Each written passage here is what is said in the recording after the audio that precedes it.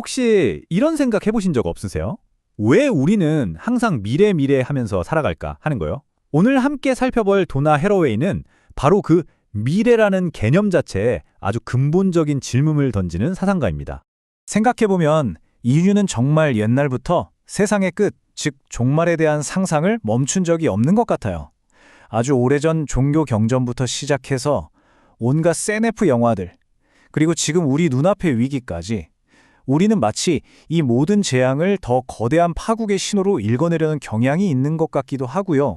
자, 그런데요, 바로 이 지점에서 핵심적인 문제가 드러납니다.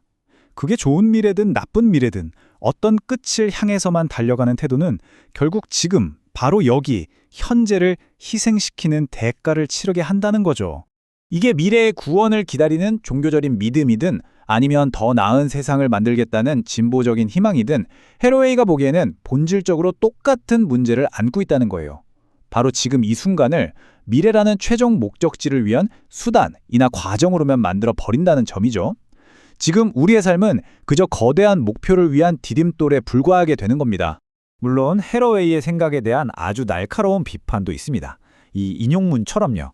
지금 여기에 집중하지 않은 말이 결국엔 에이 그냥 지금 이대로 살자는 식의 현실 문제를 외면하고 현상 유지를 정당화하는 변명이 아니냐는 지적인 거죠.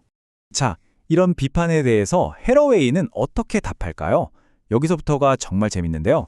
해러웨이는 아예 판을 흔들어 버립니다. 우리가 너무나 당연하게 생각하는 것, 그러니까 과거에서 현재를 거쳐 미래로 쭉 이어진다는 이 직선적인 시간 개념 자체에 의문을 제기하면서 반론을 시작하거든요. 자, 드디어 해러웨이 하면 딱 떠오르는 그 개념이죠. 바로 사이보그입니다. 근데요, 우리가 생각하는 그런 공상과학 영화 속 사이보그랑은 완전히 다른 이야기라고 보시면 돼요. 보통 사이보그라고 하면 그렇죠, 블레이드 러너나 터미네이터 같은 영화들 떠올리시잖아요. 기계가 인간을 막 지배하는 그런 어두운 미래요. 그런데 해러웨이의 핵심 주장은 바로 이겁니다. 그 미래가 이미 와 있다는 거죠. 생각해보세요. 우리는 이미 의료기술로 몸속을 데이터처럼 들여다보고 스마트폰 없이는 사실상 생활이 불가능하잖아요. 인간과 기계의 경계? 그거 이미 옛날에 흐려졌습니다.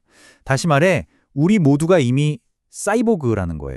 해러웨이가 볼 때 자연 그대로의 인간이라는 개념의 종말은 먼 미래의 어떤 사건이 아니었어요.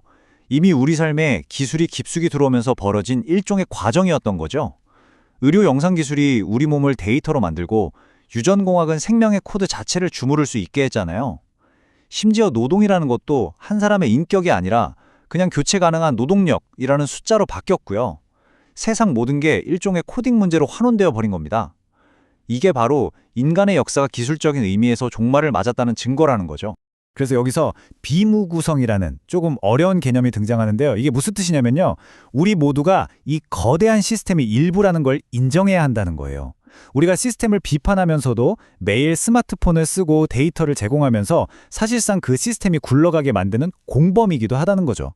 그러니까 나는 깨끗하고 저들이 문제야 라고 말할 수 있는 완벽하게 순수한 외부자는 없다는 좀 뼈아픈 진실을 마주하자는 겁니다.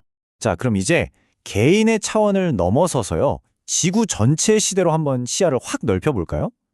해러웨이는 우리가 지금 시대를 부르는 아주 유명한 이름에도 태클을 겁니다. 바로 인류세라는 말인데요. 말 그대로 인간의 시대라는 뜻이죠. 요즘 환경위기 얘기할 때 정말 많이 쓰는 용어잖아요. 그런데 해러웨이는 이 인류세라는 말을 탁 잘라 거부합니다. 왜냐하면 이것도 결국 인간이라는 단 하나의 주인공만 내세우는 너무 거대한 이야기라는 거예요. 이 이야기 속에서는 다른 모든 생명체들은 그냥 인간의 활동을 위한 배경, 즉 환경으로만 존재하게 되잖아요. 결국 인간이 제일 특별하다는 생각을 또 강화시킬 뿐이고 복잡한 현실을 무시한 채 자, 우리가 관리해줄게 하는 식의 오만한 접근을 낳는다는 거죠. 그렇다면 인류세의 대안은 뭘까요?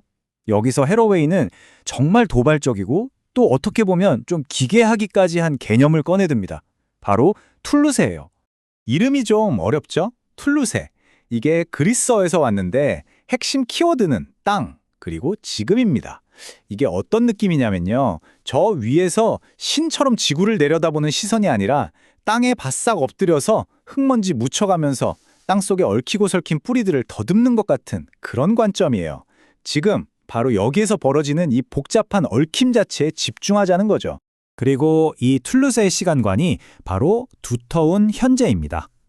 시간이 과거에서 미래로 흐르는 얇은 선 같은 게 아니라 온갖 과거의 이야기들과 현재의 사건들, 그리고 앞으로 벌어질지 모를 가능성들이 막 뒤섞여서 빽빽하게 뭉쳐있는 아주 두터운 덩어리 같다는 거예요. 이 두터운 현재라는 게 무슨 뜻인지 좀 더 구체적으로 볼까요? 예를 들어 어떤 종이 멸종했다고 해봐요. 그건 그냥 과거에 끝난 사건이 아니죠. 그 종이랑 같이 살아가던 다른 생물들의 현재에 그리고 미래에 계속해서 영향을 미치거든요. 과거는 사라지는 게 아니라 현재 속에 겹겹이 쌓여서 지금의 시간을 두텁게 만드는 겁니다. 그래서 이 툴루스는 우리가 흔히 빠지기 쉬운 두 가지 미래주의랑 완전히 다릅니다. 한쪽에서는 에이 어차피 다 망했어, 게임 끝났어 하면서 냉소적으로 아무것도 안 하고, 다른 한쪽에서는 괜찮아, 과학기술이 결국 다 해결해 줄 거야 하고 맹목적으로 믿잖아요. 근데 이 두 가지 태도 모두 결국 지금 우리가 할 일은 없다는 결론으로 이어지죠. 현재를 텅 비게 만드는 거예요. 반면에 툴루스는 이 복잡하고 골치 아픈 문제들 속으로 직접 들어가서 함께 머무르자고 말합니다. 그렇게 현재를 책임과 가능성으로 꽉 채우는 거죠. 자, 그럼 이런 철학적인 이야기들이 실제 정치에서는 어떻게 나타날 수 있을까요? 미래를 목표로 하지 않는 정치가 과연 가능할까요? 툴루스의 정치는요, 우리가 아는 정치랑은 목표 자체가 다릅니다. 정치를 적을 완전히 없애버려야 끝나는 전쟁 게임으로 보지 않아요. 그 대신에 지금 여기서 다른 존재들, 다른 생각들과 어떻게 하면 더 좋은 관계를 맺고 연결을 풍요롭게 할 수 있을까에 집중하는 거죠. 그리고 인류세라는 이 끔찍한 시대를 새로운 시대의 시작으로 선포하는 게 아니라요, 마치 공룡을 멸종시킨 운석 충돌처럼 지구 역사에 있었던 아주 짧고 파괴적인 사건으로 만들어서 최대한 빨리 끝내버리자고 주장합니다. 위대한 시대가 아니라 끔찍했던 막간으로 남기자는 거예요. 정말 발상의 전환이죠. 바로 이 지점에서 해로웨이의 이 말이 정말 중요하게 다가옵니다. 어떤 이야기가 세계를 만드는지, 어떤 세계가 이야기를 만드는지가 중요하다. 결국 가장 핵심적인 변화는 바로 이거예요. 적을 이겨서 승리하는 정치가 아니라 다른 수많은 존재들과 함께 잘 살아가는, 함께 번성하는 정치로의 전환. 해러웨이가 제안하는 건 바로 이런 정치의 근본적인 방향 전환입니다. 자, 그럼 마지막으로 여러분께 이 질문을 던지면서 마무리하고 싶습니다. 이렇게 미래라는 거대한 목표를 내려놓고 두터운 현재에 집중하는 것이 과연 절망 속에서 찾아낸 급진적인 희망의 방식일까요? 아니면 결국 현실의 거대한 문제들 앞에서 우리가 뭘 할 수 있겠어 라며 항복해버리는 어쩌면 위험한 생각일까요? 여러분의 생각은 어떠신가요?